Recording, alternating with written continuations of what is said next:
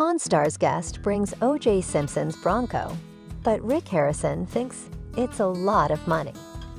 The world of Pawn Stars is one built on curiosity, negotiation, and the occasional brush with history, sometimes even infamous history. In a particularly memorable episode, the show welcomed a guest who brought in an item that immediately turned heads. The infamous white Ford Bronco, once driven by Al Callings while carrying O.J. Simpson during his dramatic televised police chase in 1994. It was a moment that stopped the shop in its tracks. Rick Harrison, the seasoned pawnbroker known for his sharp instincts and no-nonsense attitude, took one look at the vehicle and shook his head. "It's a lot of money," he said flatly. His son, Corey Harrison, better known as Big Hoss, was more intrigued. So was Austin "Chumley" Russell, the store's longtime employee and comic relief. But this wasn't just another car being pawned for cash. It was a piece of American pop culture, legal drama, and sports history all rolled into one. To understand why the presence of the Bronco caused such a stir, you have to go back to June 17, 1994. That was the day Orenthal James Simpson, a former NFL star and actor, became the subject of one of the most watched low-speed jousts in television history. Facing murder charges in the deaths of his ex-wife Nicole Brown Simpson and her friend Ronald Goldman, Simpson did not turn himself in as expected. Instead, he climbed into the back seat of his childhood friend Al Callings' white Ford Bronco, which led police on a slow-moving freeway procession watched by millions across the country. The chase was broadcast live by every major network, interrupting regularly scheduled programming and capturing the nation's attention. It was part spectacle, part crime scene, and part media circus. For many Americans, it was their first real exposure to the intense racial tensions, celebrity influence, and courtroom theatrics that would define the upcoming trial. So when the man walked into the world-famous gold and silver pawn shop in Las Vegas with a replica, or so he claimed, of that very same Bronco, the stakes were high. The guest, a collector from California, had already been in contact with Rick before arriving. He knew what he had was valuable, not necessarily because of its mechanical worth, but because of its historical significance. The Bronco was pristine, restored to look exactly like the one from 1994, including the license plate number AFC 123, which matched the original. Rick, ever the skeptic, approached the vehicle cautiously. "People always say they've got something special," he muttered under his breath. But even he couldn't deny the buzz the car created around the shop.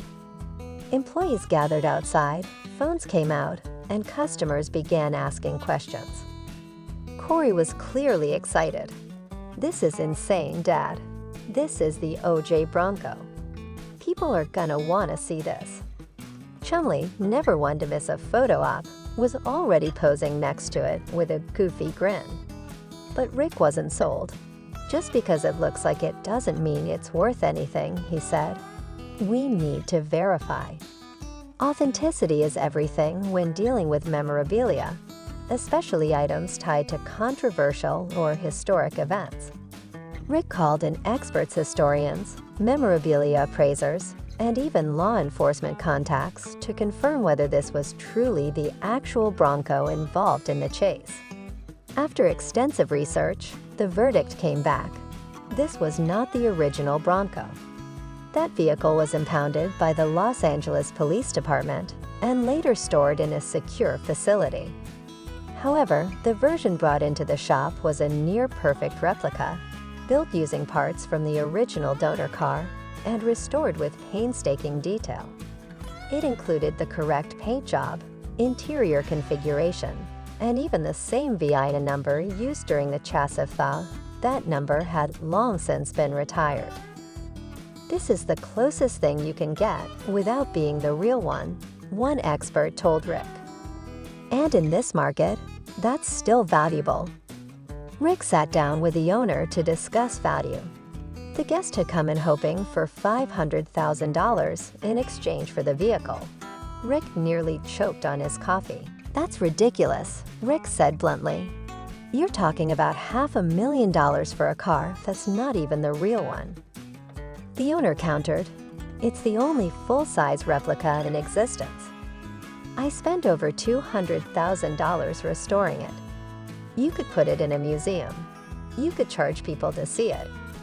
You could sell merchandise." Rick leaned back in his chair, thinking. He wasn't wrong. Replica cars associated with famous events do hold value. Think of DeLoreans from Back to the Future Batmobiles from various Batman films, or even the General Lee from Dukes of Hazzard. These aren't originals either, but some fetch tens of thousands of dollars depending on quality and provenance. Still, $500,000. "No way," Rick said finally. "I'll give you $100,000. Take it or leave it." The owner looked stunned. "That's insulting." Rick shrugged. "It's honest. I don't run a charity.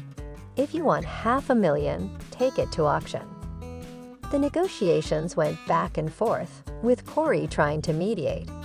Eventually, Rick offered $150,000, citing the replica's craftsmanship and rarity, but also noting that there was no guaranteed buyer for such a controversial piece.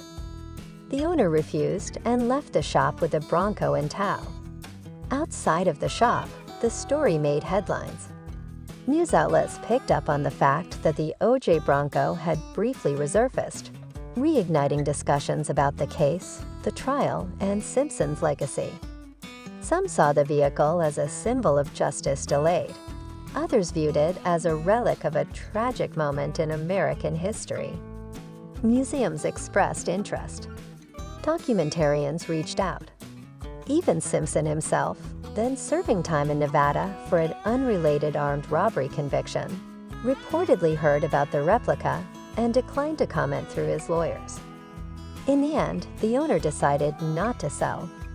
He kept the Bronco and eventually donated it to a true crime museum in Florida, where it remains on display today. When asked later about the encounter, Rick was reflective. "People think we're just here to make deals," he said. "But sometimes you have to know when to walk away."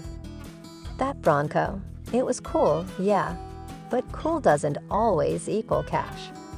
He admitted, however, that if he had seen a clearer path to profit, like selling exclusive access to a streaming service or partnering with a museum, he might have reconsidered. "Hindsight's 20/20th," he said. But at the time, $150,000 was generous. $500,000? That's fantasy land. Today, the replica stands as a reminder of a pivotal moment in American history, a convergence of race, fame, law, and media that still resonates decades later. Whether it belongs in a museum or a private collection is up for debate, but its cultural weight is undeniable. For Pawn Stars, the appearance of the Bronco was more than just another segment. It was a rare intersection of history, controversy, and commerce. It reminded viewers that behind every pawned item is a story, and sometimes those stories stretch far beyond the walls of a Las Vegas pawn shop. The O.J. Simpson Bronco may never return to the shop, but its impact lingers. It challenged Rick's instincts, tested the boundaries of valuation, and sparked conversations that extended well beyond the price tag. It was a lesson in how history, perception, and emotion can all factor into the worth of an object. As Rick often says, you never know what's gonna walk through that door. And sometimes what walks through is a piece of history wrapped in controversy, chrome, and a whole lot of money.